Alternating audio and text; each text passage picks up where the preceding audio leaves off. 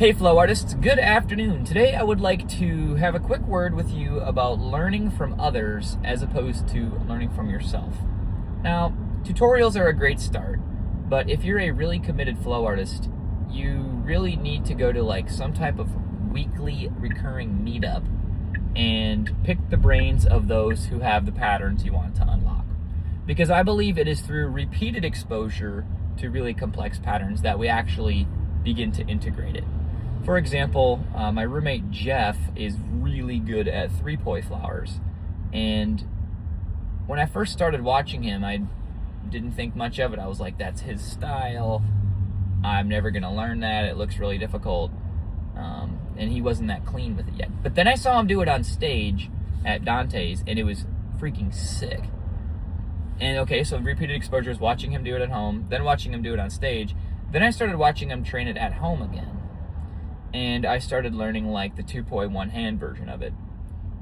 And having him in the room with me to be like, no, you have to add more beats on the top. No, here's what you're doing wrong. Here's how you do it right.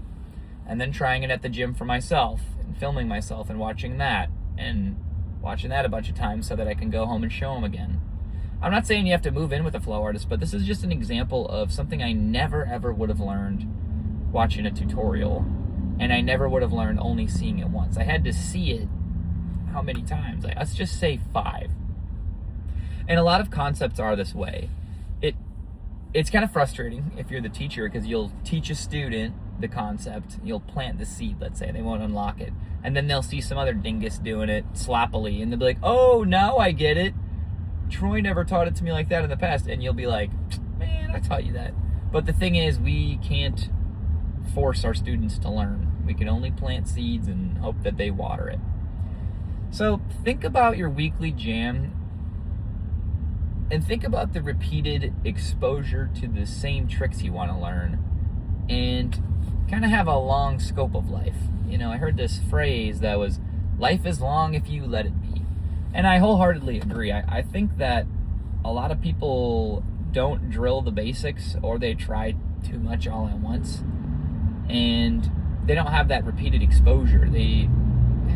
These patterns and tricks are incredibly difficult. It's like a life lesson, right?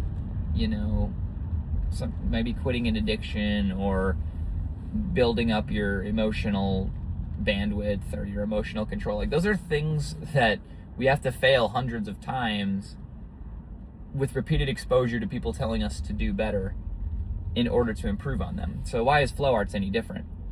Well, it's just moving your hands, wrists, elbows, and shoulders in a prop. Yeah, but integrating anti-spin to two-poi one hand with a huge body turn, that's not something we can learn overnight.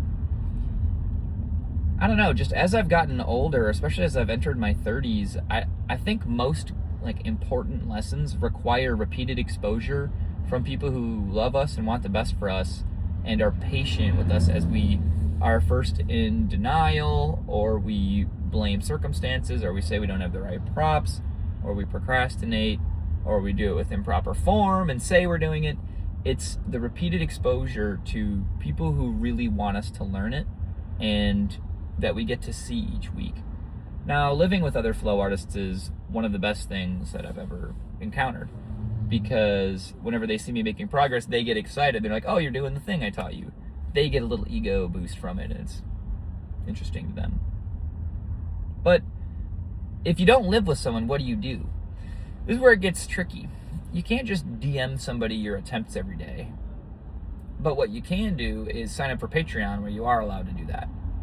Now, if you don't have the budget for Patreon, you somehow have to ingratiate yourself or provide value to somebody who has that pattern you want.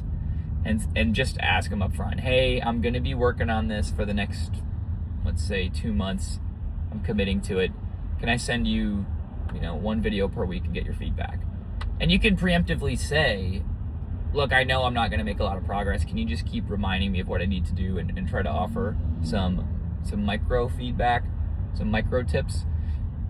The vast majority of flow artists will absolutely help with this if you get them to agree up front. And I keep saying the words repeated exposure. Let's call it something else, cyclical learning or like loop learning, I don't know. It's this other type of learning that takes a different type of patience from just grinding it out, right? I remember trying to learn hyperloops. I was able to just grind it out by doing it a bunch of times and seeing other people do it. But like juggling patterns and really complex 3-object flowers, they're different. You can't grind it out. You'll injure your shoulder and you'll build bad muscle memory and you'll end up like hating yourself. So there's shortcuts in this game. And as I look at the really elite flow artists, they're very social, right? A lot of them they claim to be an introvert and they train alone a lot, but they're very social when it comes to learning new patterns. And they're not afraid to send a video. They're not afraid to ask for feedback in the moment. I encourage you to do the same. I encourage you to find some folks that you look up to, and if they have a Patreon, sign up. Even if they don't have a Patreon, you can still say, I'll throw you $20 a month for feedback. Most flow artists would do it anyway, so they'll say, heck yeah.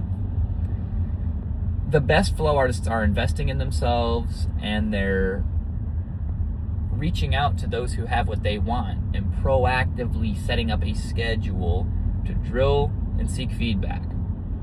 Get good sleep. Drill, seek feedback, get good sleep. You'll level up so many more patterns if you are more social in this game. I don't know, it's something about the early 2000s, that now we're in the 2020s, something about the tutorials online are more about the teacher showing off that they can do the trick than they are actual student learning. And that, as someone who has 100 plus tutorials out, I don't expect people to learn from those tutorials. I expect them to try and then send me a video and then they'll learn because I'll teach them over the course of a couple of weeks. I never expected someone to learn like 3-point swaps from that YouTube video. I expect them to learn the first 10% of it and then experiment the next 20 to 30%, and then I'll guide them the rest of the way. I wish this was more discussed in our community. I wish we all would discuss how we learn these complex patterns. But alas, all the elite spinners just post the trick. They never lift the veil and show you how they got there. Well, that's what Flow Arts Curator is all about. I want to recognize patterns and talk to elite flow artists and crack open those gates, right? There's a lot of gatekeepers out there on tricks and gigs and ideas. And yeah, we're in this together. I think that as I keep leveling up and I keep these journals, we're all going to learn together. So what are your thoughts? Do you learn more socially or more introverted? Did you ever have periods where you learned a lot alone, but you could still credit the people who taught you those things? And have you ever had periods where going to a weekly jam, you learned a new trick every week?